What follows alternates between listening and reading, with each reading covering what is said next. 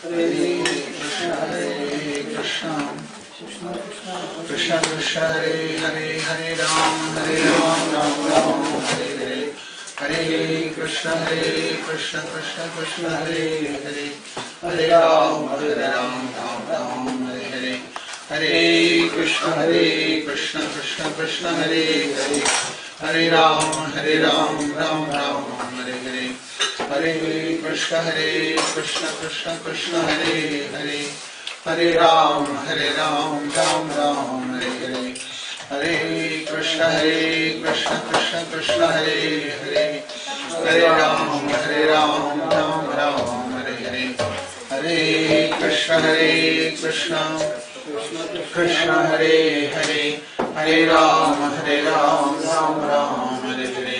Hare Krishna, Krishna Krishna Hare Hare, Hare Ram, Ram Ram, Hare Hare, Hare Krishna, Krishna Krishna Hare Hare, Hare Ram, Ram Ram, Hare Hare, Hare Krishna, Krishna Krishna Hare Hare, Hare Ram, Ram Ram, Hare Hare.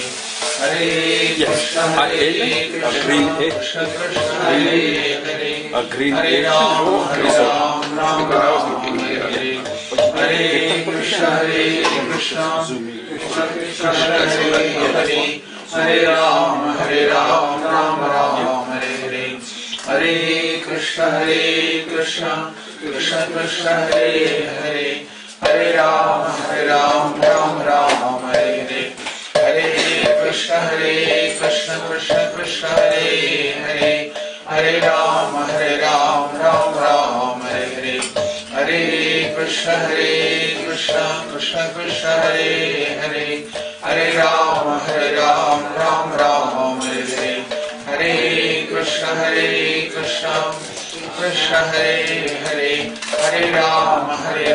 Ram Ram, Hare Hare, Hare Krishna, Krishna Krishna Hare Hare, Hare Ram, Ram Ram, Hare Hare, Hare Krishna, Krishna Krishna Hare Hare, Hare Ram, Ram Ram, Hare Hare, Hare Krishna,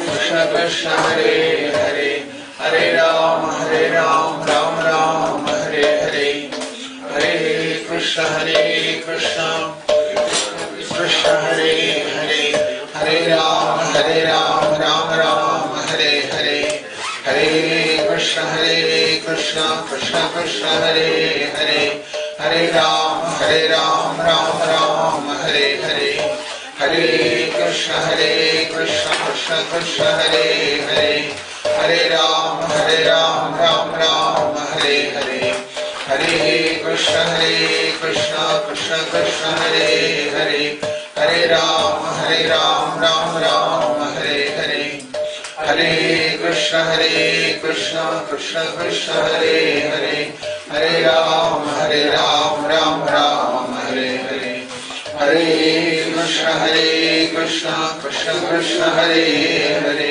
Hare Ram, Ram Ram, Hare Hare, Hare Krishna, Hare Hare, Hare Ram, Ram Ram, Hare Hare, Hare Krishna, Krishna Hare Hare, Hare Ram, Ram Ram, Hare Hare, Hare Krishna, Krishna Hare Hare, Hare Ram, Ram Ram, Hare Hare, Hare Krishna, Krishna Hare Hare, Hare Ram, Ram Ram, Hare Hare, Hare Krishna, Hare Hare, Hare Ram, Ram Ram, Hare Hare, Hare Krishna, Krishna Krishna Hare Hare, Hare Ram, Ram Ram, Hare Hare, Hare Krishna, Krishna Krishna Hare Hare, Hare Ram, Ram Ram, Hare Hare, Hare Krishna, Krishna Hare Hare, Hare Ram, Ram Ram, Hare Hare, Hare Krishna, Krishna Krishna Krishna Hare Hare Hare Ram Ram Ram Hare Hare Hare Krishna Krishna Krishna Krishna Hare Hare Hare Ram Ram Ram Hare Hare Hare Krishna Krishna Krishna Krishna Hare Hare Hare Ram Ram Ram Hare Hare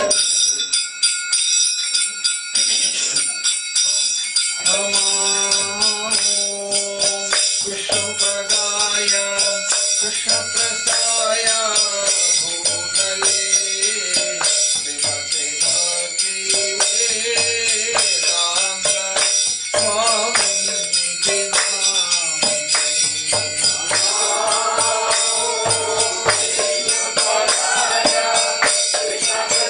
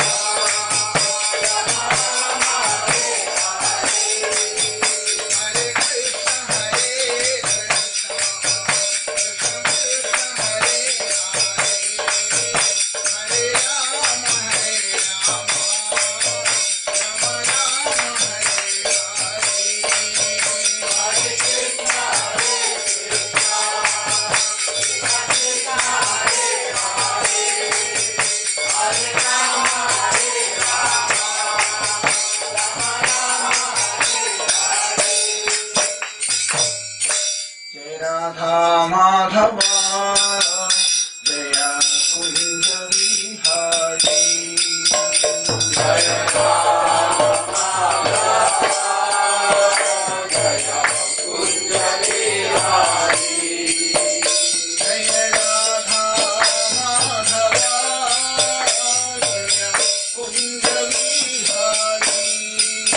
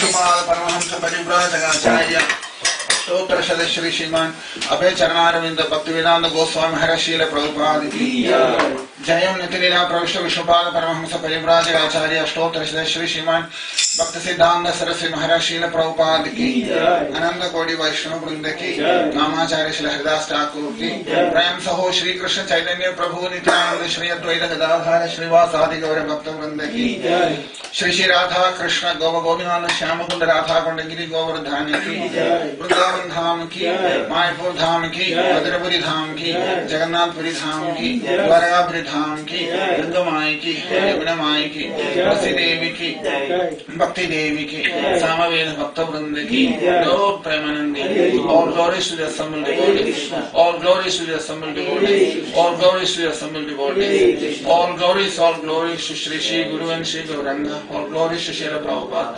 Namam Shubhadaya Krishna Prasthaya Bhutale Shri Bhaktivedanta Swaminiti Namini Namaste Saraswati Devim Gauravani Pracharine Namaste Shunyavadi Pashyatya Reshatarine.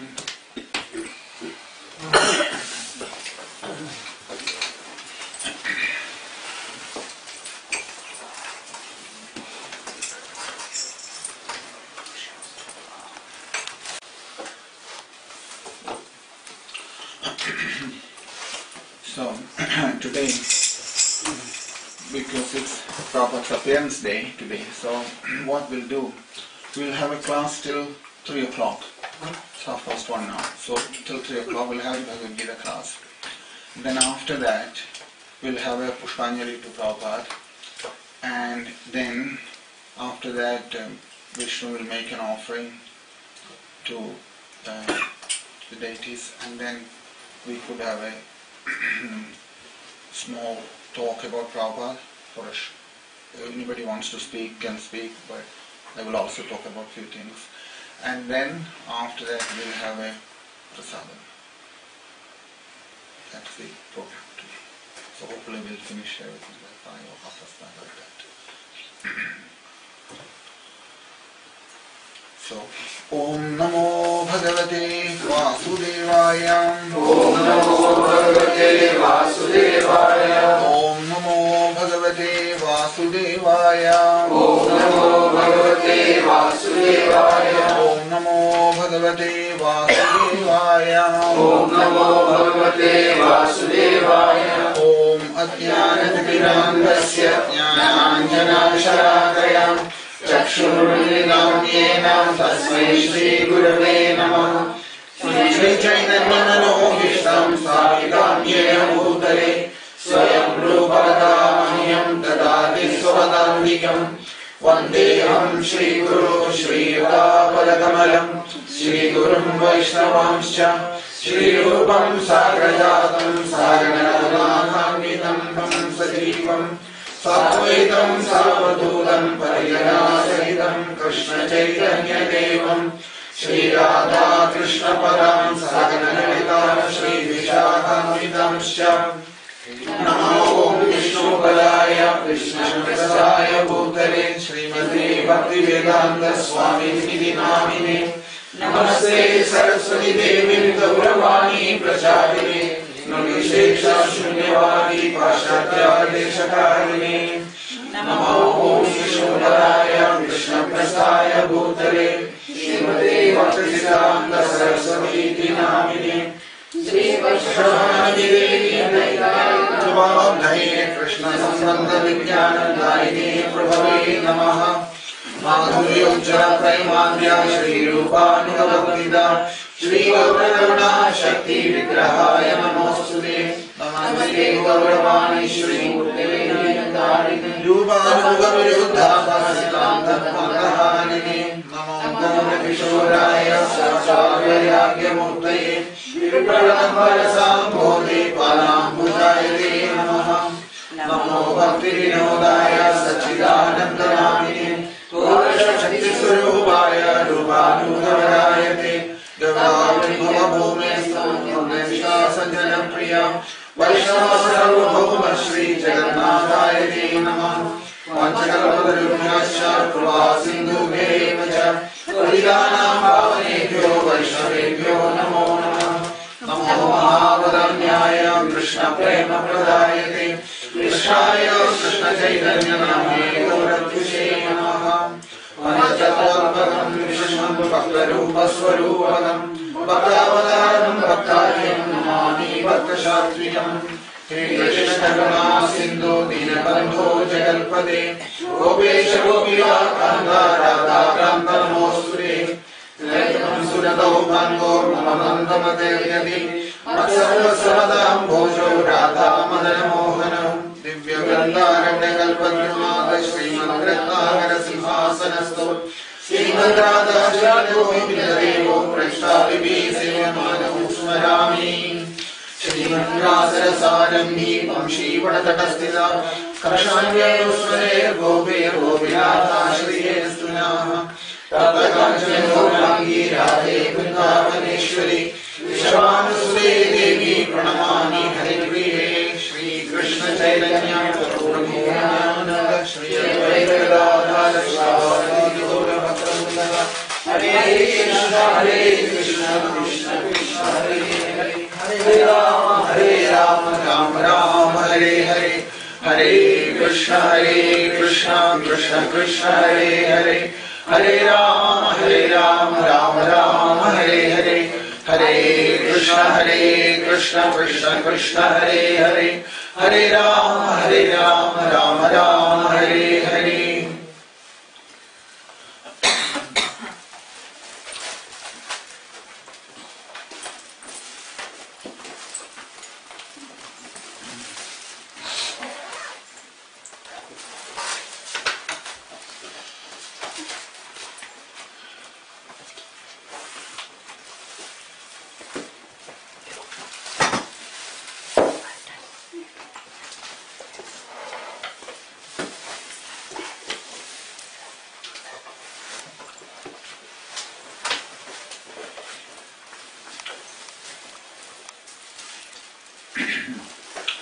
So,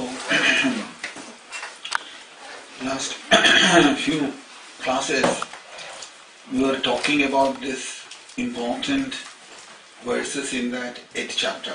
Two important verses where Krishna talks about how we leave this body. That's the main topic that was covered in that, isn't it? How we leave this body. Krishna mentions there at the time of death, whatever thoughts comes in, and it will, whoever be the most powerful thought, that will take over the situation. And accordingly, that thought will drag you, Udana Vayu will pull the soul along with that thought to the next body, where it will continue with its activities. That's what that verse is saying. Andakalecha mameva smarantiktva kalevaram. Yaprayadi samadbhavam yadi nastyatra samshaya. Krishna says there is no question about that. He says it very categorically. He says there. Yadi nastyatra samshaya. There is no samshayam about it, no doubt, he says. And then immediately we also saw the next verse which mentions there that those who have not gone that way, that that who have not left that body, he says there, yam yam vabhismaran bhavam. Whatever thought that comes, he says, Tijityante kalebharam, he leaves the body. Tam tam evevi taudaya sada tadbhava bhavira. So those two verses are very, very important. Very important because death is so precisely Krishna defines there in those two verses. After this in the Bhagavad Gita, when it came to Srimad Bhagavatam, same Vedavyasa Maharshi who gave us Bhagavad Gita, he wanted to bring an example in the Bhagavatam. How these things in practical, how it happened. And that is what that Bhishma's departure in the Bhagavatam is to show to us how it happened. So many interesting things. If you study Bhishma Suri, you will understand that how Bhishma prepared himself to leave the body, which we talked about also. He mentions there that the in Mahabharatam that when Bhishma was lying down on the bed of arrows, isn't it? Bed of arrows, he was lying there.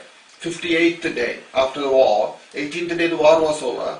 On the 58th day, Krishna came with all the Pandavas and great sages, Dhaumya, Vedavyas, everybody came together to where Bhishma was lying. And Bhishma was lying there, and as soon as Bhishma knew that Krishna had come, Bhishma says to Krishna, he knew why you have come. He says, my problem is solved, he says. But there are certain interesting things in that incident, what happened at that time. There, Vedavyasa Maharshi, what he did, he says to us, if you have to leave the body, learn from Bhishma. How to leave the body, he says. If you want to leave the body in this world, how to leave the body, you should learn from Bhishma. He mentions that because all the sages who came after Bhishma's departure, they were going to their ashrams. Dhaumya, Vedavyas and many others who have come there. They were all going to their own ashram. And they were talking to each other about it. Just like we also do, isn't it? When we go to a festival, when we go back, we'll talk about the festival, how the feast was, or how the kirtan was, things like that. But here, the interesting thing was, they were talking about the death. That is interesting. And they are saying there that if we have to leave the body, we have to leave it like this.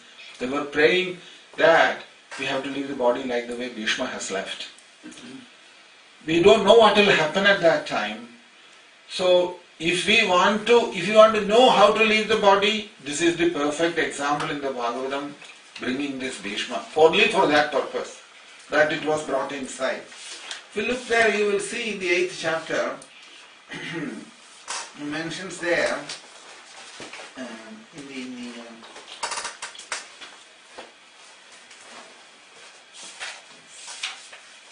46th verse. Vyasadye Ishware Hadyai Krishnena Adbhuta Karmana Prabodhido Vihasayana Buddhyade Shicharpidaha. First canto, 8th chapter, 1846. He says, Vyasadye Ishware Hadyai. Even Vedavyasa Maharshi could not understand Krishna's plans. Nobody understands Krishna's plans. What Krishna's plans are, nobody understands. Vedavyasa Maharshi also could not understand. He says here, Vyasadye Ishware Hadyai. Vyasadye means not only Vedavyas, all the other rishis also, all the other great sages, they also did not understand what Krishna's plan was. The purpose of coming here, they did not understand. That's what it says there. Vyasadye Ishware Hadyai Krishnena Albhuta Karmana. Albhuta Karma is Krishna. Things what you cannot think about, it will happen when Krishna wants that to happen. So it's mentioned here that although Vedavyasa Maharshi and others instructed Yudhishthira, because Yudhishthira had the problem, isn't it, with the war, that I have killed so many people. I am responsible for that. Kartrutvam in Yudhishthira. Like Arjuna had Kartrutvam and Krishna spoke Bhagavad Gita and Arjuna escaped from that problem, isn't it? Arjuna's problem was, I am going to kill all these people. My relations, my friends and my spirit teachers, everybody is going to get killed by me. That's not a very nice situation. And then Krishna spoke to him Bhagavad Gita and then he came out of the problem. He was able to fight the war. But now, after the war was over, our Yudhishthira Maharaj has the same problem. He is thinking that I have killed all these people. So Arjuna asked Krishna to talk to him Bhagavad Gita, and Krishna did, but it didn't work. The same problem for both. For one patient it worked, for another patient the same medicine didn't work. Bhagavad Gita should have worked, but it didn't work for Yudhishthira. So therefore, Krishna asked Yudhishthira that you don't trust me anyway, isn't it? He says to him, you don't trust me anyhow. But will you accept if Bhishma says that you are not responsible for this war? Immediately Yudhishthira says that you killed him as well, didn't you? He said. Blamed him for that also. Put the blame on Krishna for that. So Krishna smiled and told him, no, he's still lying there, he hasn't left yet. He's still lying on the bed of arrows. Okay, let's go there then, he said. And they all together as a group went to see Bhishma there.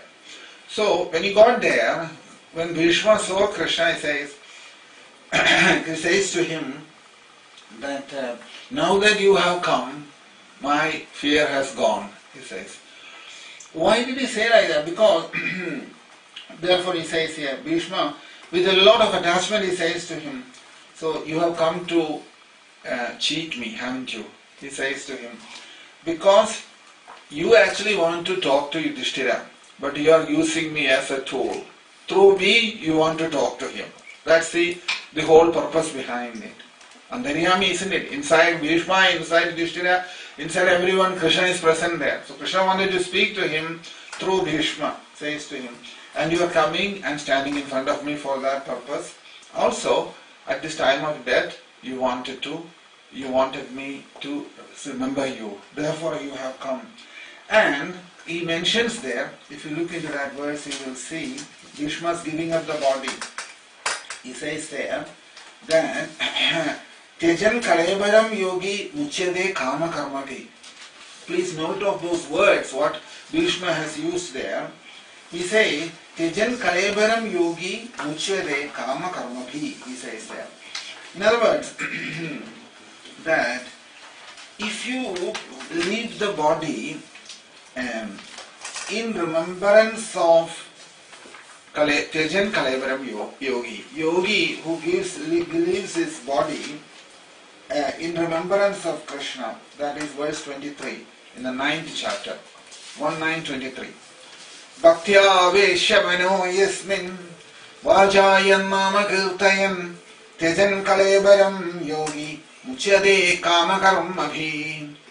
He says, whose mind is in bhakti state, in the bhakti state, and who chants Krishna's name at the time of death, and one who leaves the body in that way, he will not get any desires from inside at the time.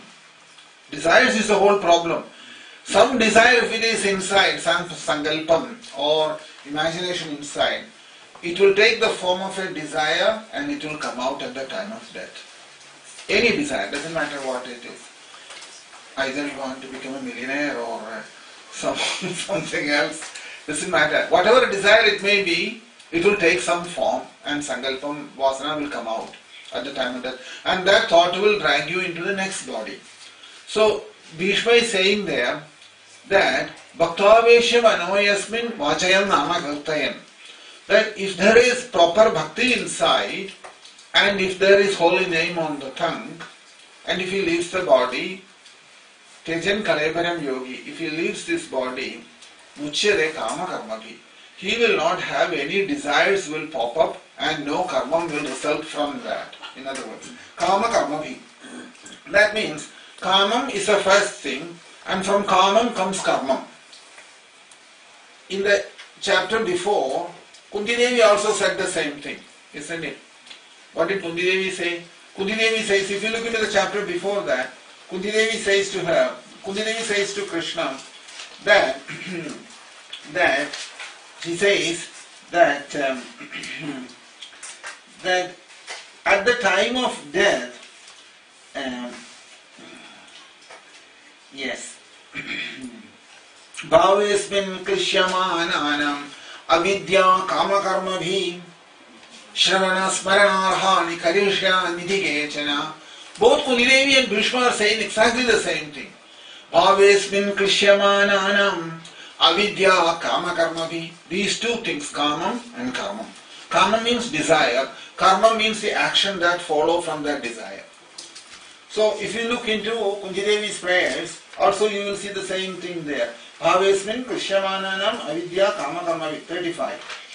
1835. She says the same thing. And exactly Bhishma says also the same thing. You have to note these words very carefully because these are very important references about the situation at death, what happens. Kamam, some kamam or desire will come from inside, and then because the desire has come, you will have to engage in karmam for that, which means you have to accept a body. We have to link these with the Krishna's words in the Bhagavad Gita. Only then you will get that connection properly. Krishna is also saying the same thing, isn't it? Krishna is not talking about karmam in the words. What Krishna says there is Yamim Vyabhismaran Bhavam, he says. That smarana, memory inside, what is at the time of death, that will decide the body. Bhishma and Kunti Devi is saying a little bit more precise about it, saying that there will be a desire inside, and in order to fulfill that desire you need some karma to perform, therefore you have to go into another body again.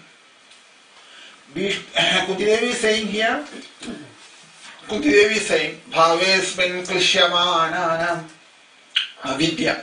Avidya is the reason behind it. Ajnanam, ignorance inside. Avidya, because of avidya, kamam, desires inside, and because of kamam, karmam, followed by that. Avidya, kama, karma, bhi. For them, there is only one hope, she says, Shravanam, Smaranam, Arhani, Karishyaniti, Kechana. Therefore, you have come so that we can talk about you and hear about you and remember you all the time. In that way, we will escape from this kama, karma, bhi. That is Kunti Devi's verdict. Our Bhishma Pitamaha is saying here, in a little different way, Bhaktaveshya Manoyasmin Vajayam Namakirtayan Tejan Kalebaram Yogi Uchade Kama Karmati. Both are saying exactly the same thing. Bhishma is saying there, Bhakti is there is proper Bhakti inside. Manoyasmin Vajayam Namakirtayan. If you are remembering the holy names of Krishna, if it comes out from the mouth, and then what will happen? Tejan Kalebaram Yogi. If the yogi or a devotee or a jnani, whatever it is, it's the same thing. Yogi, all refer to yogi. Tejan Kalebaram Yogi, Uchare Kama Karmati. He doesn't have to come back again. So there is no kamam, there is no karmam after that. Saying that, Bhishma left it like that. And after saying that, Bhishma says to him that if it happens that way, this kamya karma means karma attached with kama. That's why it's called kamya karma, isn't it? Remember, Krishna also mentions in the second chapter, Prajahadi yada kaman sarvan parthamano. Kamam, or that desire inside, is that vasana will all go away from inside. But what is the problem? What is the problem there? There's a problem here.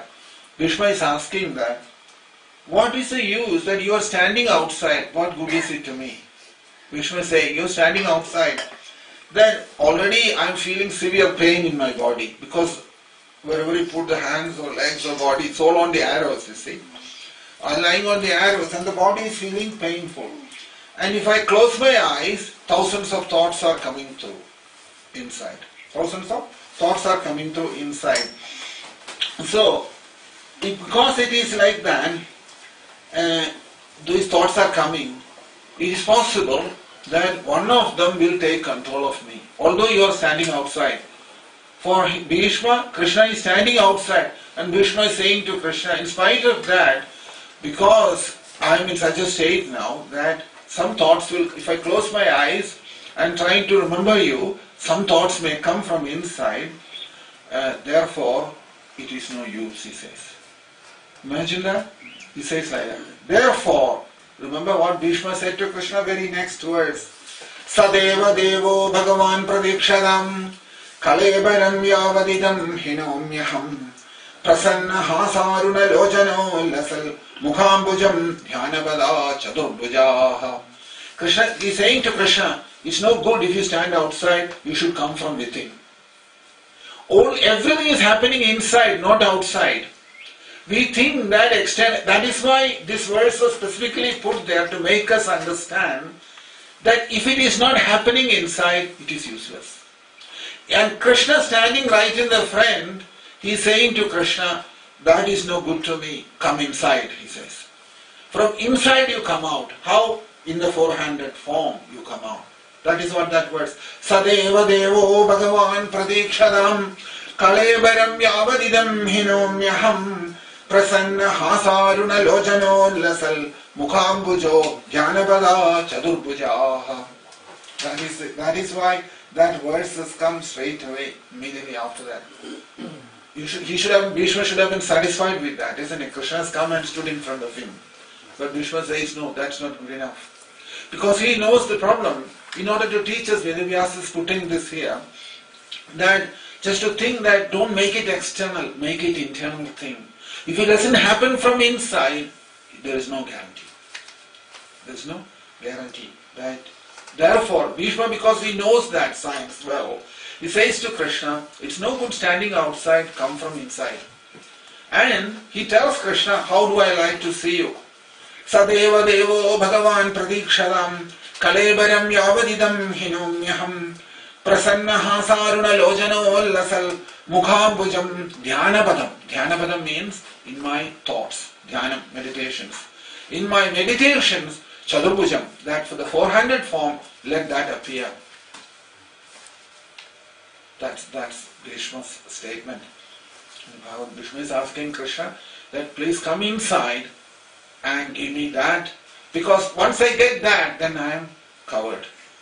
Then there is nothing to fear about, because then there is no other thoughts after that.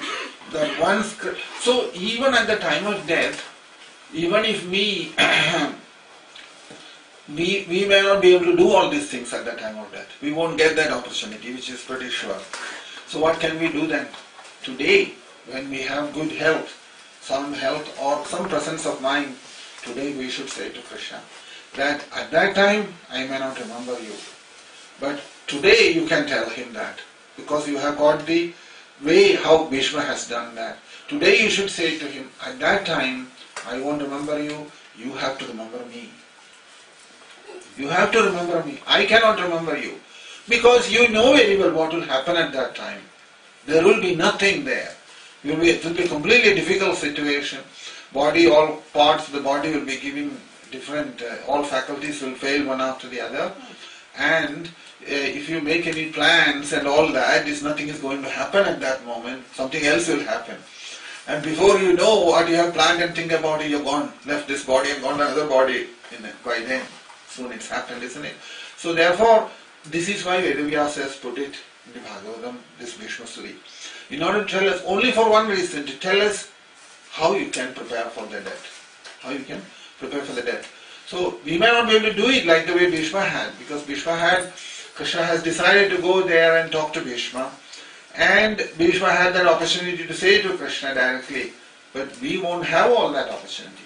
All what we have now is this opportunity, that we know from Bhishma what can happen at the time of death and what can be done today about that. When death comes, that Krishna has to come from inside and save us. Like those two verses we saw, Antakalecha Mameva, if you keep it in your intelligence or brain and memory and all that, nothing will happen. First of all, brain won't be there. Memory also won't be there. Nothing will be there. So what use is keeping there, thinking that I'll do this, I'll do that. Nothing will work. The only thing that can work is if Krishna decides to come inside and make it work, then it will work. Otherwise it won't work. If it didn't work for Bhishma, what chance others are going to work for? So that's the main important point in that Bhishma Stuti. It's a very important message Krishna's Vedavyasa has talked to us.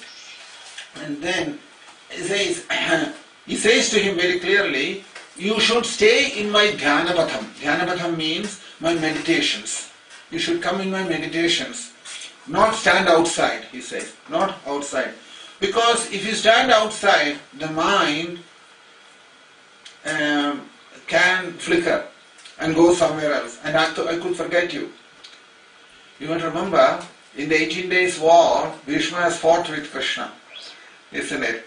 He has really given hard time to Krishna also in the battlefield. So all that he hasn't forgotten.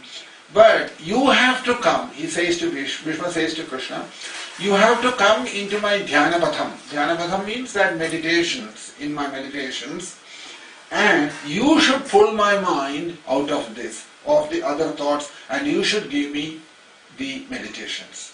You should give me the Dhyanam. You have to give it to me. I can't have it, he said. Then it will work. So, many Mahalpas who knows these principles well, they have left the body in this way. They have left the body in this way. They know very well. Because they know the science, how the soul leaves the body. They know that. Because jnanis and realized souls, they know how the soul is leaving the body. And they know at the time of death, so many thoughts will come from inside. So many thoughts will come from inside. So, so this has happened in many instances. So here, so because it is like that, that these sankalpa means these imaginations, what we have, they will come at the time of death. They will come at the time of death. So sometimes what they do, some great yogis, what they have done is also that when they know that somebody is leaving the body, they will keep their hand on the chest of the person who is leaving the body and ask them to close the eyes, and make sure that other sankalpams don't come into them. That's possible for realized souls to do that. They are in a position to do that. Because they have the same capacity like Krishna has in these things. They know how to control from inside that their other thoughts don't come up inside. So they can put their hands on the chest and told them to close the eyes. And some instances it has happened, it has worked, some instances it didn't work. Because sometimes what happens that some thoughts will come and suddenly you'll open the eye. At that time all these things are out of control, isn't it? It happens like that.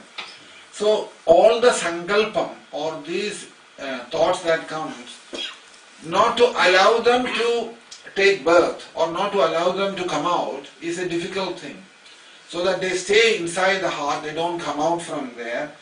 And how to keep those sankalpam in the heart, that is what Krishna is going to say in the next few verses. When such a sankalpam comes inside, how that sankalpam should be kept inside without allowing them to come out, that's what Krishna is going to talk about in the next few verses. He says here, now when we go through those verses, you will definitely ask the question, is this all practical? That will be the first question. But all I can say about that is, practical or not, when it happens, let it happen. But it can only happen if there is Krishna's grace, Krishna's mercy. But because it's in the Bhagavad Gita, I have to say this and you have to hear it. So, after hearing all these things, you will at least come to one conclusion, that only one thing you have to do. What is that? To completely depend on Krishna. There is nothing else you can do about it.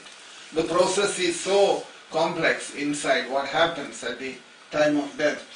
So, after studying the whole Bhagavad Gita, what is Krishna going to say to us at the end? Sarva dharmam paritejya. So that's exactly the same thing what's coming out even now. That's exactly the point here. The next few verses are difficult in the sense that you may hear and you may realize that it is not very easy to carry out in the life, and that such a thing will happen at the time of death. But Krishna has spoken that in the Bhagavad Gita, so I will talk about that. At the same time, after hearing that, you have to only take it in this way, that if by Krishna's mercy, if it is becomes practical, fine. If not, we'll have to leave it. And that Krishna is also going to tell us the same thing, that everything we have to study. We have to study and we have to know.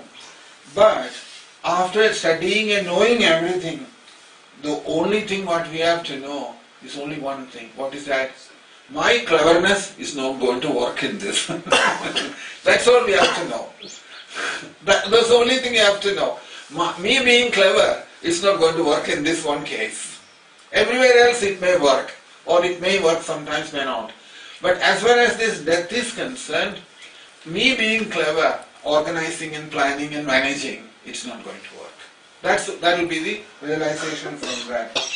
So that is the only reason we are studying this, only for that purpose. Only to know that my cleverness or smartness won't work in this case. So because by doing that means what? With my false ego, I cannot do anything. I cannot do anything. After knowing that, what do we have to do? We have to poison that false ego. That's all you can do, isn't it? So what is that poison? Poison is this, that I cannot do it.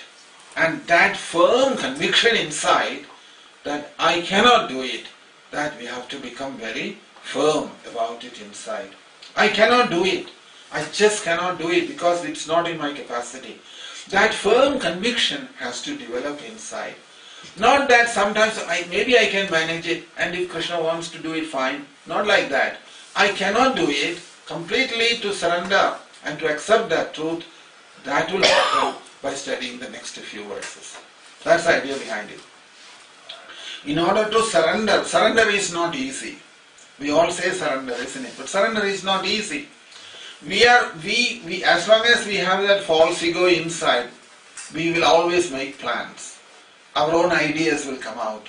Maybe we should do that. That's where all the other ideas are coming from. Buying flat in Vrindavan or Mayapur, things like that. And this is all coming from that false ego is dictating from inside. Nothing will work. It's all misleading. But because they don't understand this process of death properly, like the way it's spoken in the Bhagavad Gita, they are simply taking it, it's just a mechanical process I could do, and some arrangements I go into a hospice or devotees hospice, or hospice, is it? Hospice, yeah. Devotees hospice if I go, or if I go and lie in a hospital which is run by the devotees, devotee doctors, Prabhupada's tape is playing there, prasadam is fed everybody, I may escape. No. No guarantee. Anywhere, no guarantee. The only guarantee is what Bhishma is saying here. That's the only guarantee. Bhishma is saying to us, as he said, Krishna is standing there and he is telling him, this is not good enough. What more can you say? He's saying to Krishna, it's not good enough. Come inside, he says. Because inside is the problem. Problem is not outside. Whereas we are so used to the world outside and thinking that everything can be sorted. Isn't it? See how subtle the whole thing is? So that is what has happened here. So only thing we can do, that we ourselves have to get convinced first that it's not possible by us. That is the most important thing. We ourselves have to convince ourselves, by my own effort it's not going to happen. That's all expected from. Once we are convinced that way, then you will immediately surrender to Krishna. Because then who can do it? Only Krishna can do it. Nobody else can do it. That conviction is more important than anything else. Then you will stop all the plans. You will not make any arrangements for death. You will carry on in this world. As Krishna has put you, whatever position there it is, you will stay as it is. But be prepared inside that if Krishna wants that, that is surrender. That is the surrender. Surrender is that if Krishna has put me in this situation, when Krishna will decide what is good for me, and if he wants to take me out, that is surrender. Otherwise it's not surrender. Everything else is ego. It's just false ego inside. You can see how we ourselves make this mistake all the time, isn't it? Thinking that I will do this arrangement, that arrangement. People are feeling happy that they have got all sorted out everything. and you can't say anything because you don't know where they have gone. So what can you say to them? So and here, it's not good enough if it's convinced by brain. It's not convinced by brain, it's not good. Brain, everyone has an intellectual conviction. When I say this, you also intellectually you will accept it. No problem. Intellectually you can accept it, but that's not good enough. It's not intellectual conviction. It is the what is known as the realization inside that is what it is. So everybody will say that in the world, isn't it? What can we do? People will say, what can we do? Everything Krishna is doing. And on an intellectual level, we will say like that. Similarly, when you praise somebody, they will be happy about that. But when you, that's on an intellectual platform. But that center inside, it still will say to us, if I am not there, how things will happen. That ego will come out and start dictating like this. Then sometimes people say, they will know when I am not there, how things are going to So that is all intellectual it is, completely intellectuals. Because you can see when you have to get operated the hand, say one finger has to be operated.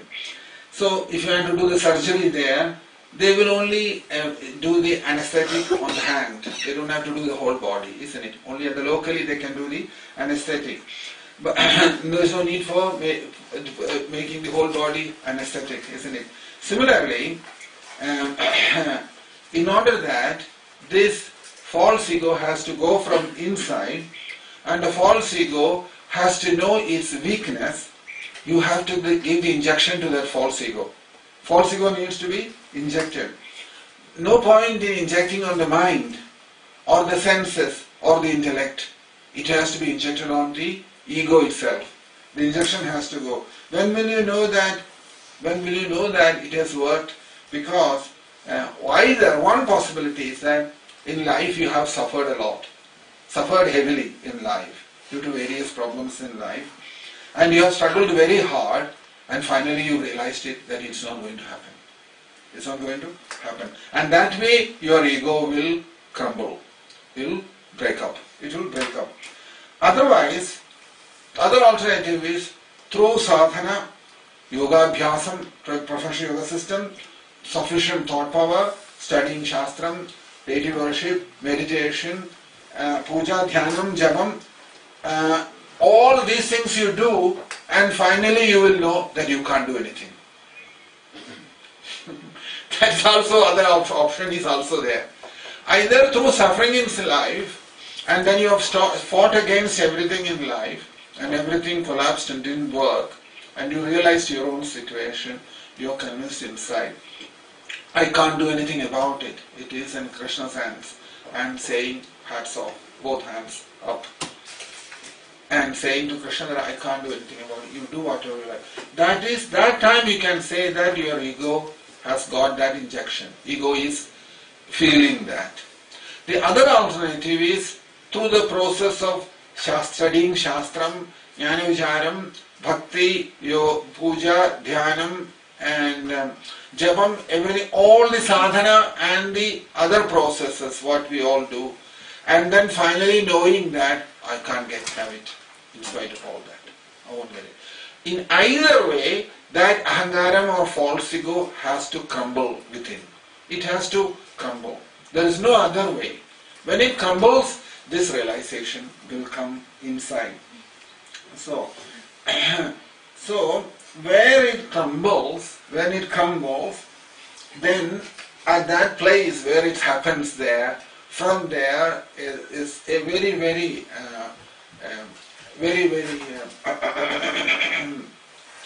a stream of mercy comes from Krishna. At that point from inside, just like a small trickle of mercy comes from Krishna at that point, and that flow will protect us at that time. So that means ahangaram, false ego, where it is taking birth, it has to go back where it's come from. It's come from the soul, isn't it? It has come from the soul. False ego has come from the soul. It has to go back and it has to destroy itself there. And at that time, when it gets destroyed, from the same source comes a trickle of flow of Krishna's mercy at the same time. So, and that mercy, when it comes, it completely swallows our false ego, our mind, our ignorance, everything will be swallowed at that time. And not only that, birth, death even also will come to an end with that. Jnana Vicharam. Jnana means this, Jnanam is through Vicharam, isn't it? Jnanam, knowledge, is through Vicharam, through thought power. And Jnana Vicharam and Bhakti both stay at the same place inside. They are the same place inside. Because there are two roads you are coming and joining at the junction. It's like that. Through Jnanam you come and you join the same junction where you come through Bhakti and join at the same place. The junction is the same, where it happens, all that. So, whether you come through Jnana Margam, whether you come through Bhakti Margam, it's the same thing. In bhakti process, what is the center point? Center point is ultimately complete surrender, isn't it? That's bhakti, Atma Nivedanam. Krishna calls it as, Prabhupada says it as Atma Nivedanam, isn't it? Atma Nivedanam, which means offering oneself to Krishna, means offering your own false ego, and Krishna swallows that false ego inside. And in Jnana Margam, what is that? In Jnana Margam, it is that you realizing that this thing called Jivalpa is not a truth. There is no such thing called Jivalpa. Jivalpa doesn't exist. And what exists is, there's only one thing that exists, and that is Krishna. That is Jnana Margam. The same realization comes in different way. Through Bhakti Margam, complete surrender. As I mentioned before, in Bhakti, first you surrender and then you come to know the truth. In Jnanam, you get to know the truth first and then you surrender. It's a slight difference in that way. But in reality, essence, it's one and the same thing. What happens at that time. So, if it happens like that, after knowing that, and if Sharanagati or surrender has happened, what is the symptom of that Sharanagati? That is an important question. What is the symptom of that? Sharanagati. When Sharanagati comes, immediately at that point, what will happen is, when Sharanagati happens, immediately what will happen inside is an uninterrupted dhyana, meditation of Krishna will happen. Meditation of Krishna will happen. I don't exist, only Krishna exists, that conviction will come from inside. This is all in the face of realizations, not through words. Words doesn't mean anything. Because as long as I think of my own existence, I am existing separately from Krishna, and that's only beneficial for Vyavaharam in this world, for Loka Vyavaharam in this world. But when I realize that nothing is separated from Krishna through the Jnanam process or through the Bhakti process, what will happen? This body will become an instrument at that point. Simply it becomes an instrument. Because I don't exist anymore. Whatever Krishna does, it happens through this body. So it will remain as an instrument. Simply as an instrument then. That is why realized souls all know this very well. That their body is just an instrument for Krishna to operate within this world. Krishna will operate through their body in this world, whichever way they want him. Therefore, there won't be any more false ego inside them, and false ego cannot stand as a person anymore inside him anymore. And whatever that is there, it won't have any strength in him. But you will notice that even in that state, in the realized state, because they will be doing still Vyavaharam in this world, even after realizations, isn't it? They will be doing, even then, it will not stay separately on its own, that false ego. False ego will not stand separately in its own. And not only that, kamam, krodham, dvesham, lust, anger, greed and all kinds of things, they will not be there, and therefore it won't do any harm to anybody in that state, in the realized state. When we say there is no false ego, means false ego as a personality won't be there. False ego as a personality won't be there. But because in Vyavaharam there will be some presence of false ego. That is, till the body is there, it will be there. That you can't completely take it out. Even in the Jivanmukti state, even in the liberated state it will be there. But the difference is, because that false ego, they are not thinking independently as a personality like the way we think. Therefore it won't create any damage to them. That means ahangaram means that ahangaram will not create any strong emotions like kamam, krodham, lobham, moham, madam, malsaryam, all different kinds of emotions which creates ragadvesham, they won't be there. So therefore what will happen is that it will not cause any problem to anybody. And so due to their identification with the that their separated existence is gone away from them, therefore they are properly matured due to their surrender inside And therefore that false ego won't have any strength inside. So, and you may ask a question at that time, if that is the case, will that not create any sankalpam inside? Any kinds of sankalpam inside? No, it won't. It won't create any sankalpam. Because the surrender is so perfect that when things are happening, that person, although separately in the body, he knows that Krishna is working through the body. Anything that happens through that body is Krishna who is doing it, not him anymore. So, so once that has come, then you can't make any sankalpam anymore inside. So, so his approach will be, he will say to Krishna, keeping this body, you can do whatever you like with this body and with this mind. Whatever you like to do, you can do with this. And nothing anymore from me. I have nothing to offer. I have no desires also. And you can keep me wherever you like, in whatever situation you like. That is surrender. This very idea of making one's own arrangements is false ego in this world. In anything, to think that everything has to work according to our plan itself is a false ego. Devotee's acceptance is whatever position we has been put in, that accepting that and living that, that is a proper understanding of Krishna consciousness. Because sankalpam has to go from inside. What can have any sankalpam at that time? And yadyad bhavyam tattad bhavadu bhagavan purva karmanu rupam. Who said this? This was spoken by Kulashekara Alvar. Prabhupada mentions that also. You will see there that Kulashekara Alvar, when he compiled the Mukunda Mala, he mentions this thing there, that Nasta Dharmi, he mentions that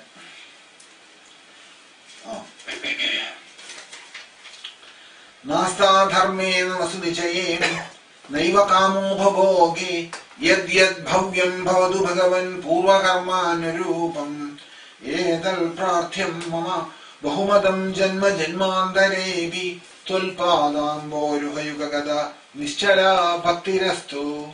This is a verse from Mukundamala. Saying here, Nasta Dharme Vasunichaye Naiva Kamo Bhavogi.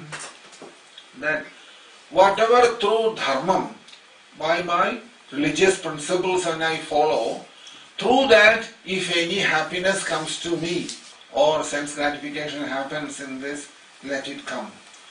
But kamo bhavoge yad yad bhavyam bhavadu bhagavan purva karma anurupam. Then according to my prarabdham, karmam, yad yad bhavyam bhavadu bhagavan purva karma anurupam. Let anything come to me according to my prarabdham. I am not concerned about that. Edal prathyam mama bahumadam janma janmandarevi. But I have one prayer to you. Kulashekara Alvar says to Krishna, I have one prayer to you. Mama vibho janma janmandarevi. Birth after birth. Tulpadam boruha yugagada nischala bhaktirastu.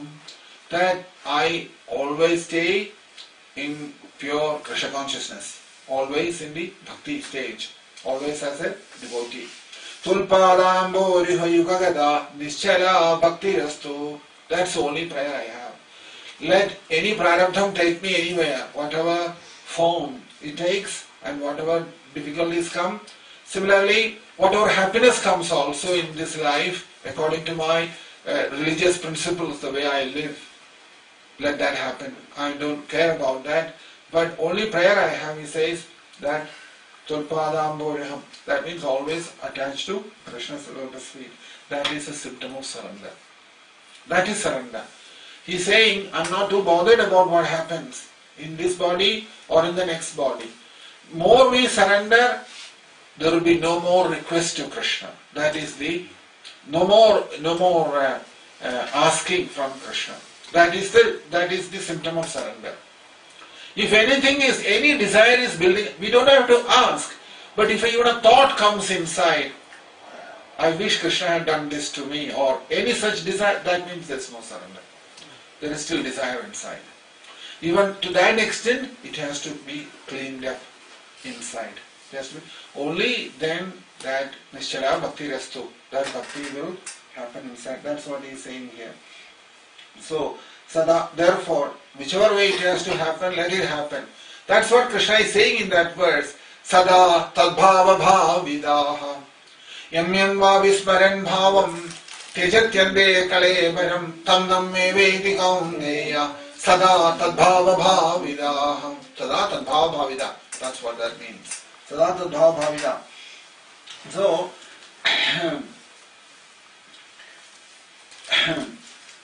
in this world, if we have meditated upon anything else, at the end, at the time of death, that will come inside us. Like in the case of Bharata Maharshi and others, Bharata Maharaj, we have talked about that. Similarly, if we have constantly kept Krishna in the heart all through the life, ultimately Krishna will come within the heart. So, they give the example in the Bhagavatam, Kamsa. Kamsa became a first-class devotee at one stage, isn't it? You know that. That Kamsa was always thinking about Krishna. Always. Not for a moment he has forgotten Krishna. That's why you see in the Bhagavatam, in the 10th canto, when talking about Kamsa, he mentions there, Ashena Samvishasthishtan Gunjanam Paryadan Mahim, he says. That he could not even put one step in the front, he will think about Krishna, is Krishna's there. The fear has built so strongly inside, every moment, Kamsa was, if you look into Kamsavadam, you will see in the 10th canto, how he was, every moment of Kamsa monitored. By Shukabrahma, she mentions there, that how Kamsa was, he says he was like a sannyasi. Shukabrahma, she says. Kamsa was like a sannyasi. I'll tell you that verse, what he mentions, why he says he is like a sannyasi. At the time when Kamsa had to leave the world, if you look into 1 and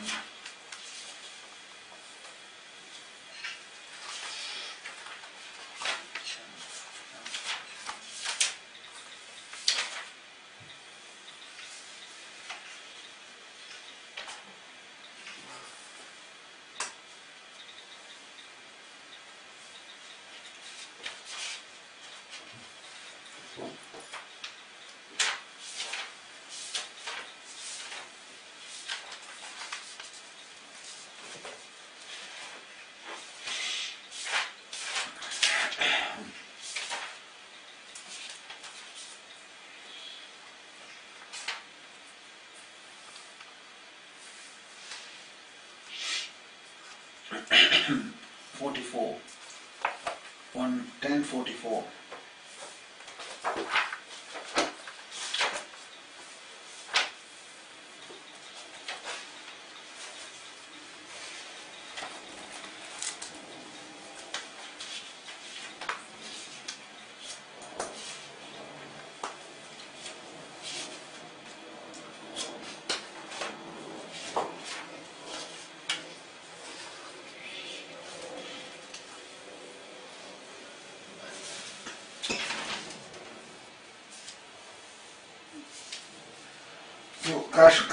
So Kamsa also, at the time of death, he became very Krishna conscious. He became very Krishna conscious. He was always thinking about Krishna all the time. He couldn't forget Krishna. He couldn't forget Krishna for a minute. And Kamsa was getting very disturbed that for a moment he found that it was difficult for him to forget Krishna. There's a verse there that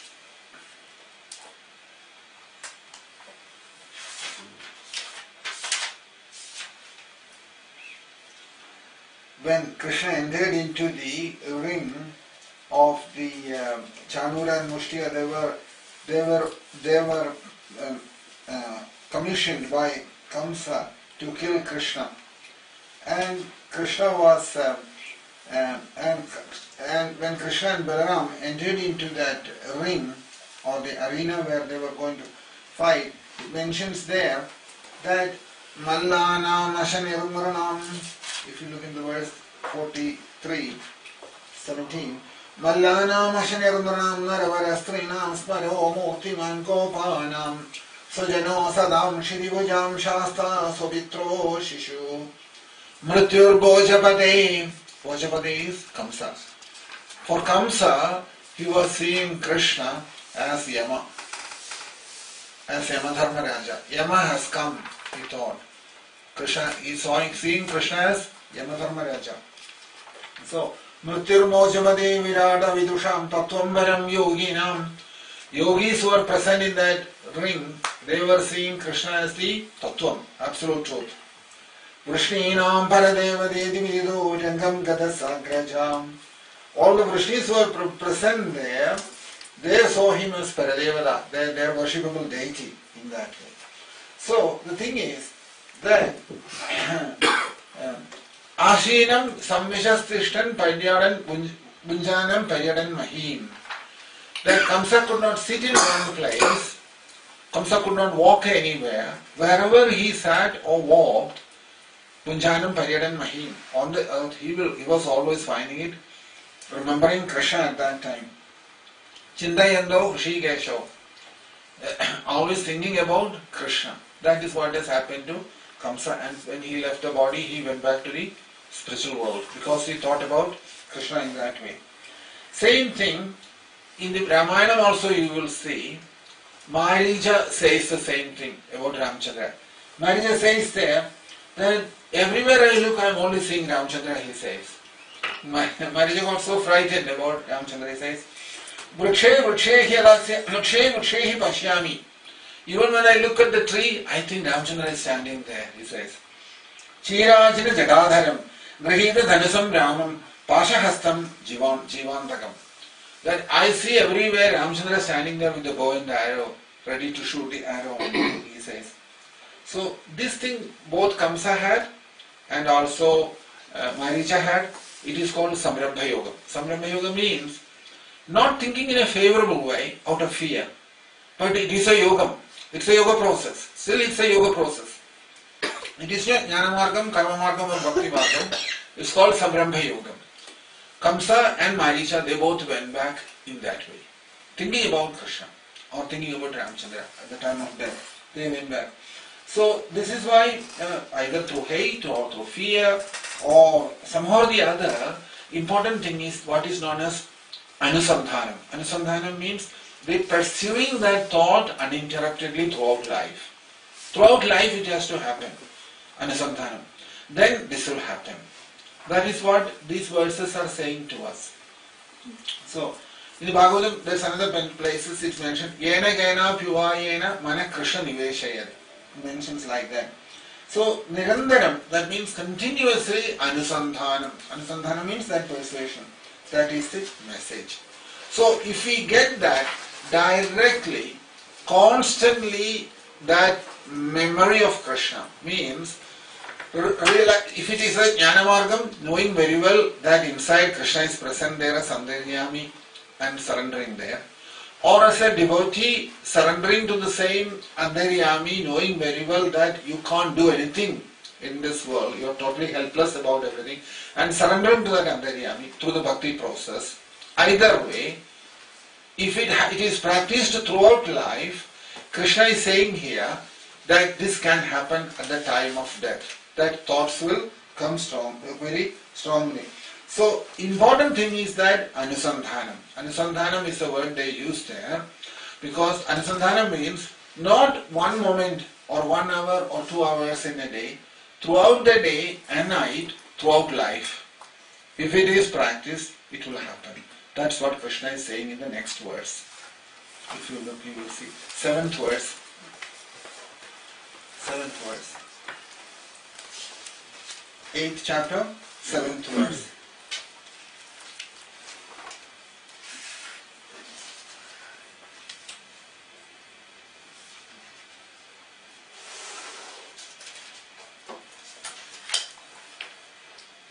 Therefore, Krishna starts with the verse therefore. You can see. Tasmal sarveshu kaleshu Tasma sarveshu kaleshu Mam anusmara yudhyacha Manusmara yudhacha Mayarpitamano buddhir Maya pitamano buddhir Mavaishya samshaya Mavivashya samshaya Tasmal sarveshu kaleshu Tasma sarveshu kaleshu Mam anusmara yudhyacha Manusmara yudhacha Mayarpitamano buddhir Maya pitamano buddhir Mama Vaishyasya samshaya Mavivashya samshaya Tasmal sarveshu kaleshu. It's a very important verse, and each word we have to understand properly. Tasmal sarveshu kaleshu Man anusmara yudhya cha Mai arpidam mano buddhi Man eveshyasi samshaya. Krishna is saying. Therefore, Arjuna, you should always think of me in the form of Krishna and at the same time carry out your prescribed duty of fighting. With your activities dedicated to me and your mind and intelligence fixed on me, you will attain me without doubt. That's the translation, isn't it? So, normally what we'll say after reading that verse, we'll say, Sarveshu Kaleshu. Sarveshu Kaleshu means all time, Krishna is saying here. At the same time, you should always think of me in the form of Krishna and at the same time carry out prescribed duty of fighting. So, Sarveshu Kaleshu, he says. So, this Sarveshu Kaleshu itself needs a lot of explanation what it means actually. Sarveshu Kaleshu, as I mentioned before, whenever Krishna says this word Tasmat, it means you can take it that Krishna has spoken about one particular topic and concluded it there. That's what that word Tasmat comes. In so many places in the Bhagavad Gita you will see Krishna speaks about something and he says Tasmat, therefore. So that means that he has concluded one topic and he is going to conclude that in this verse. Sarveshu Kaleshu means what? Sarveshu Kaleshu means what? Sarveshu Kaleshu means now. Now, if you say now, means all time is included in now. I don't know whether you have got that. Past, present and future is all included in now. How is that? Not the next moment, but right now. And not the moment after that, but now. In other words, you can see it like this.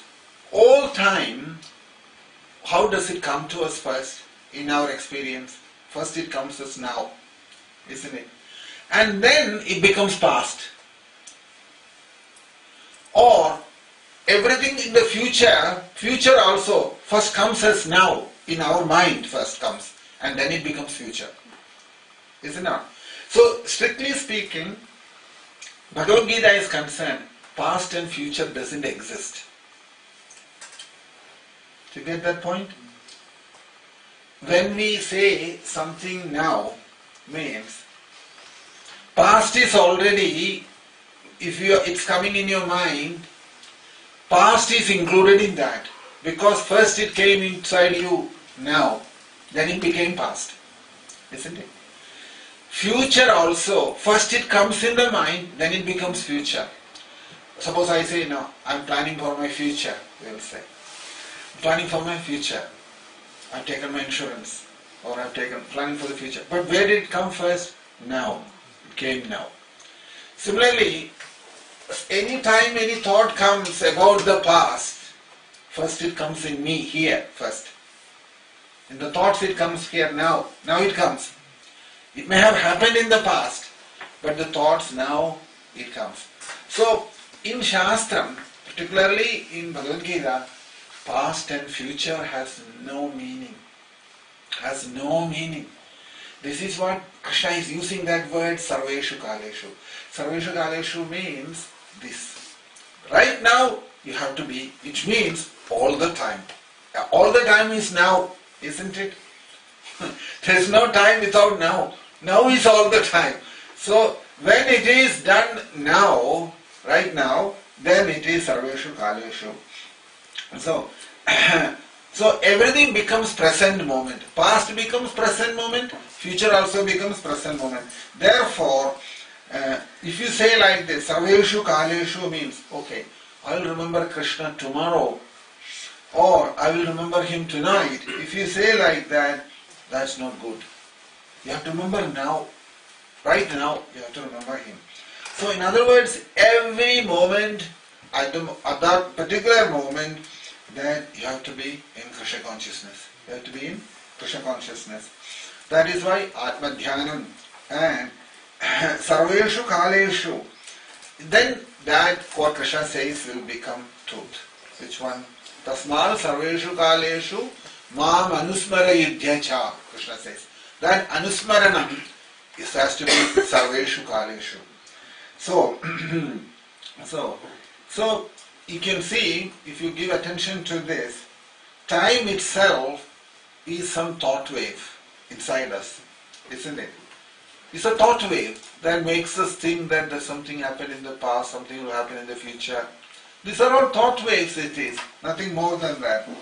So, you can see one thing, if you look inwards, the only one thing that is the truth all the time is your own existence, awareness of your own existence. That's the only reality, isn't it? All times, that is the only thing which does not change. Even time is changing. Time you are thinking, oh, in the past it happened like this. What will happen in the future? This way, time also goes away like this. But once you look inwards, you can see there that the only thing that is permanent inside all the time is your existence, awareness of your own existence. That is the only important thing. So, in that, this is only a thought wave, this thing called time, that comes in the middle of that. What does time mean? Where is this time? So, this whole chapter, Krishna is now going to talk about time in the remaining verses. He is going to talk about time. So, time, this thing what we call as time, when that thing comes in the mind as a wave, in our awareness, there's two things here. One is our awareness of our existence. I am existing, avabodham, as it's called here. The avabodham, awareness. In that avabodham, when this wave of time comes and hits that, then past, present and future is born. Before that there is no past, present, future. It's always present, in other words. It's always present. That state where we are now. When does it take birth? Past and future. In our awareness, when this wave comes and hits from the mind, this thought wave of the time comes and hits the awareness, then at that time, only due to your awareness, past and future is born. Suppose awareness was not there. Time cannot create this past and future. It's due to awareness is giving birth to the past and future when this thought wave comes. That's where it happens. So at that time, Bhudam, that means past, future, Bhavi, and that keeps coming and going. Past and future is coming and going. So, on the other hand, in the present state, present time, when the mind is working, past and future is coming and going. Past and future is coming and going. But in reality, you can see what really exists is only present. No past, no future either. Past or future doesn't exist. In the present, when the mind is moving, past is created or future is created. When it is touched by the mind, past is created or the future is created. We have discussed this before also, how this thing called time and space is born. Time takes birth like this. As far as Krishna is concerned, this time what we follow has no connections, isn't it? But you can also see that our time is different from the demigods' times. For them, our 6 months is one day for them. And again, demigods' time is different than Brahma's time. Brahma has got a much more longer day and night, isn't it? He's got a much more longer day and night. Demigods have got another day and night. We have got another day and night. So which one is the right day and night? How will you answer that? Whose day and night is the right one? This is in reference to this planet and to we created for our convenience some day and night. They create their... So practically what Krishna is saying here, that, that in presence, when the mind starts in the mind, past is created or future is created. It is created actually. Past is created, future is created. So, if you want to experience something from the past, you can't experience now. You can't experience now. So, suppose you have done some mistake at say 12 o'clock today, 12 o'clock, and you can't correct it now. This happened at 12 o'clock. Something what has happened. Because at that particular time what has happened, it had its own reactions and repercussions in this world. You can't undo it now. Similarly, time is imagining so many things. Time is creating a lot of imagination inside. And in Maya, anything can happen. But none of them, if you look at it properly, you can see practical purpose, it will not serve any of these things. For practical purposes. For example, you can see one thing, mind creates the time. Without the help of the mind, you can't have the time. The soul awareness, he is eternal. If you tell him past, present and future, he won't understand. The soul, avbodham, awareness it is. But in that awareness, when the mind starts functioning, time is created. See? Time is created inside us when the mind starts working. If the mind doesn't work, there is no time there. Soul doesn't have time. Only mind has got the time. Soul doesn't have the time. Only when the mind starts functioning inside, we create time, we create past, we create future, we create other things as well. But important thing is present is always there. There's only present all the time. Isn't it? So you can see this also in Sushupti, deep sleep state, there is no time. Isn't it? There's no time in deep sleep. So only in the vacant state, Jagrat, vacant state, there is time. That's why time in the vacant state. And that time is coming as past and future. Like this, it comes as different waves inside the mind. In the vacant state, the time comes as waves as past and future. In the Sushupti state, there is no time. In the dream state also, it may be a different time even in the dream state. For example, suppose you had gone through so many experiences in life, 15, 20 years life. In dream state, the whole thing can be experienced in a few hours in the night. So how will you refer to time that you probably have slept one night and you had a whole Lord's life experience in the dream. So you will say like that, isn't it? So future and the past, you can't do anything about it. You can't do anything about it. So therefore, only thing what you can do is today, now, right now. So only in the present. Only in the present you can do anything. So that is why in this verse, what Krishna is saying here is that at this moment, what we should do, that is that verse is talking about.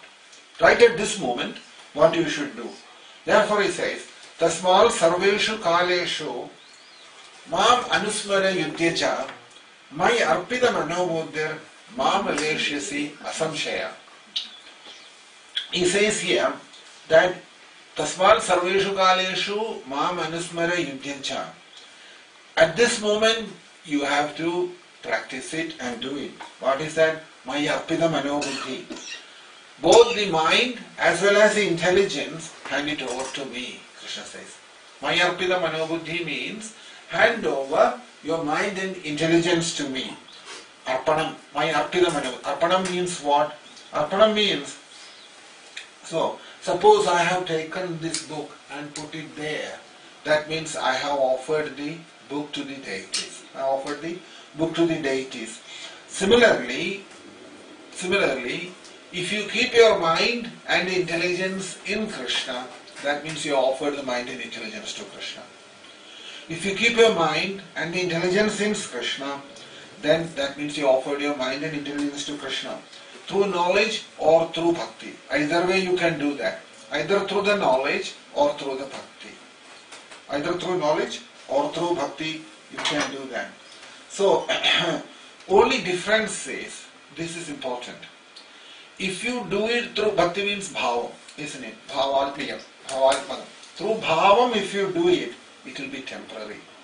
Where it will not be complete. That is why you have to put it through the jnanam, through the process of knowledge. You have to put it. That you know very well. Something what you are convinced about yourself, you won't be able to move away from that. Is it not? Say anything in life. For example, you have got convinced yourself that that is the right thing to do. Then, under any circumstances, you will do that thing. But if there is something you have some doubts about that, or through bhavam if you have come to that, when the bhavam, it will be only a temporary thing. This is why jnanam Krishna is talking about in the Bhagavad Gita so strongly. If the realizations has come through knowledge, you won't lose it. It will stay. But the possibility through bhavam means, you know what I am saying, that I have started doing it but not convinced inside. Somebody has told me to do it, I am doing it, but I am not convinced myself. If I am convinced, then nobody need to tell me anymore about it. Listen, I'll do it automatically because that has become my nature then. Whereas if it happens through bhavam means being others, due to others' encouragement or recommendations or whatever, you are doing something that is in the bhavam. And that bhavam is temporary, always temporary. That's what Krishna is going to say here. That what you keep through bhavam, it will be temporary, it will never be complete. Through jnanam means that my mind and intelligence, everything is completely given to Antaryami. If I have reached that stage, mind and intelligence, everything, it is already in the Antaryami. That realization I have to get from that. Just like from the ocean comes the waves, isn't it? The waves come from the ocean. Similarly, the mind also, or the thought waves, mind is nothing but thought waves, or the brain, intelligence, everything is originating from the soul. Is originating from the soul. If I get that experience inside, then the problem is over, isn't it? Atmanubhavam. It is called Atmanubhavam. In other words, to realize that mind, intelligence, everything is originating from the soul. Originating from the soul. So, it is only in the background of that living force, Atma, this mind and intelligence is working. They cannot work independently. That's the first understanding, isn't it? So, even if you imagine something, if the living force is not behind that, your imagination has no meaning. It cannot exist. Suppose you imagine something. That very imagination is happening only because of the presence of the living force behind that. Isn't it? So, separately it cannot exist. So, suppose you have taken a good feast and you are lying down in a room, in a deep sleep. You are in a deep sleep. And you are dreaming also in the middle of that. And in that dream state, it is possible that you are wandering around in a desert without food.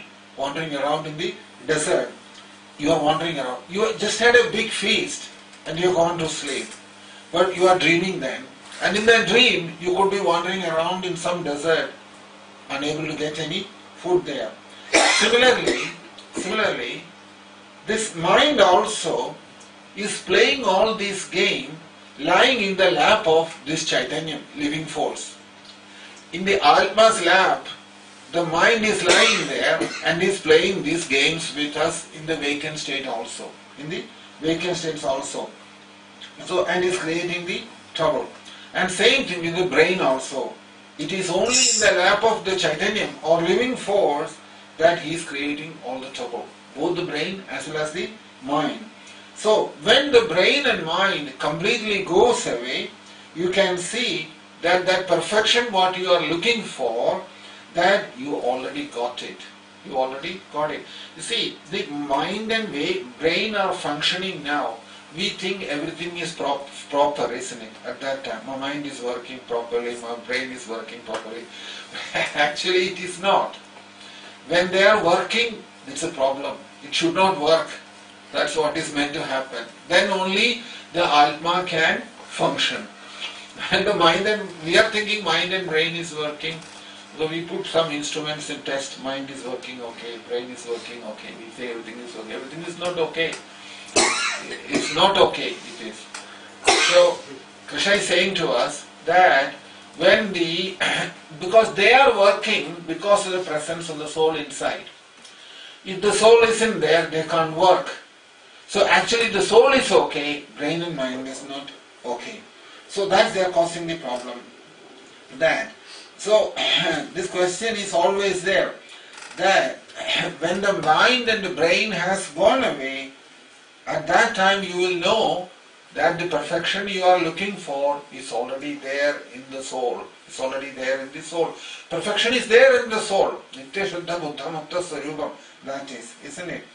So many people, when they want to see, Paul Brandon mentions this when he went to see Ramana Maharshi, mentions this, that he was traveling from Chennai, and in the train, as a very organized person, in a book he was writing down all the questions what he wanted to ask. When he got there, he wrote down everything, a number of questions he wrote down. His friend who was taking him there, he was asking his friend, I don't have an answer for all these questions. The friend told him, you write down whatever you want to ask when you get there, and you go and ask him when you get there. So the friend whose friend was taking him, Paul Brandon, was going to see him. So when he got there, Paul Brandon says there, what happened was that as soon as I got there, I couldn't ask any questions because mind was not working, the brain was not working anymore. This is what happens. In the presence of Jnani, this will happen. Mind won't function anymore. Jnana, that's why you feel that Shanti inside. In the presence of the Mahatmas, this will happen. Then he didn't ask any question. Then on the way back, he asked him, Paul Brandon, that why did you not ask questions? He says, I couldn't ask any questions because when I got there was no questions coming up. And I didn't even think about it, he said. That he had written out all the questions, he has forgotten about it. He couldn't even ask the questions, he said. So similarly, that Nischalata, remember that word? Salsangatve, Nisangatvam, Nisangatve, Narmohatvam, Narmohatve, Nischalatatvam. That Nischalata, that comes inside. That is that Shanti, what Krishna is talking about in the second chapter. So, when that Shanti is inside, nobody wants to disturb that. We feel happy about that, isn't it? That is that Shanti. And you will not ask anything. So then Paul Brandon says after that, in his book you will see that I realize now, actually I was imprisoned by my own intelligence, he says. I was in the prison. At that time you will realize that this intelligence is actually a prison house. That's what is happening to all of us. When this is why very advanced souls in the realized persons, they don't believe in this question business. Asking questions and answering. It has no meaning in spiritual life. It has absolutely no meaning because you are imprisoned in the mind and the intelligence. And all you are doing is that if they are moving around, they create a lot of thought waves and you are pouring it out, these questions. And he knows very well, the realized personalities, they know very well that answering those is not going to solve the problem. Problem won't get solved with that. Problem won't get solved. There's a lot of things in a very subtle level in the Shastram, which we won't normally, they won't write these things in the books, but from their realizations and the way they instruct people, you can notice these things. That these things have no meaning about asking these questions.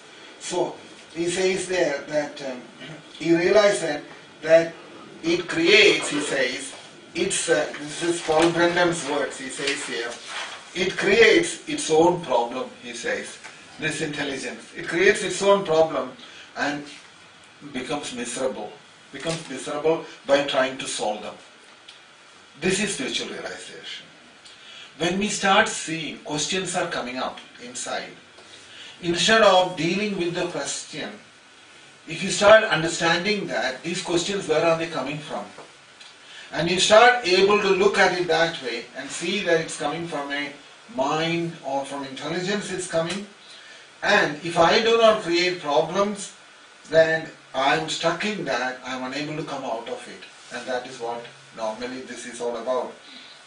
So when the mind and intelligence has become steady, Krishna calls it a steady intelligence, isn't it? Sthita Prajnata. Krishna mentioned that in the second chapter. That Sthita Prajna state is the solution, not answering question is the solution.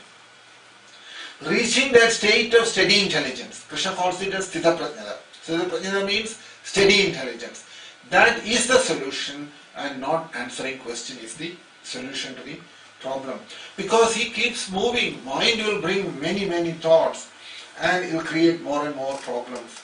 Once the mind and intelligence has become steady, at that time it will not create any more problems. That is what Krishna is saying in that verse.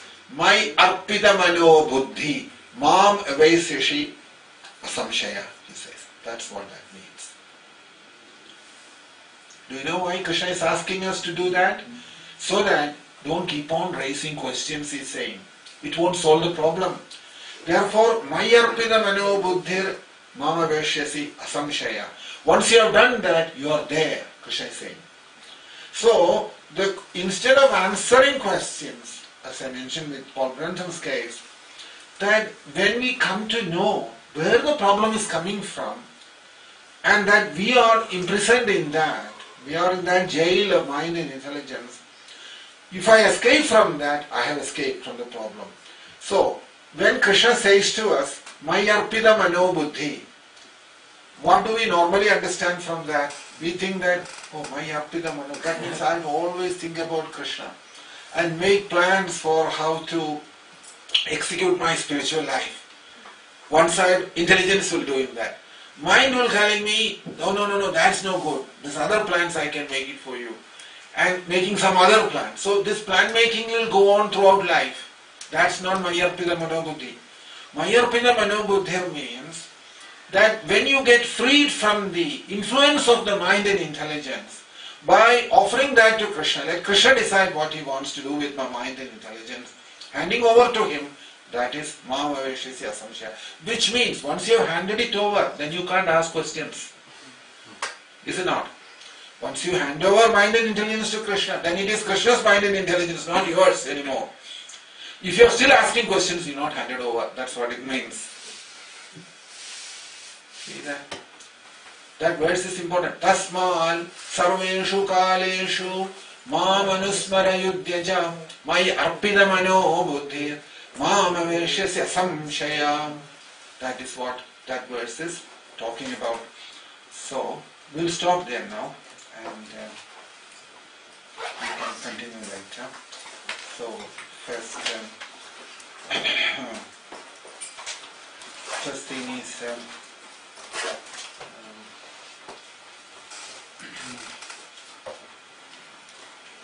we have to perform Pushpanjali, isn't it?